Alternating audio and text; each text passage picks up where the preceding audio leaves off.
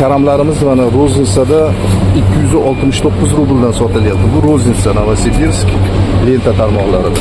Bular esa 369 rubldan sotilyapti roznitsada. Shu narsalarni ham hisobini chiqarib qo'yinglar. Nimagaki optimni ham olib kelib turib arzon berib yuborish. Mana magazinlarda, setlarda shu narx roznitsa sotilyaptimi? Demak, bizning o'zimizni aka-ukalarda Rossiyadagi savdo tochkalarida undan ham qimmatroqda.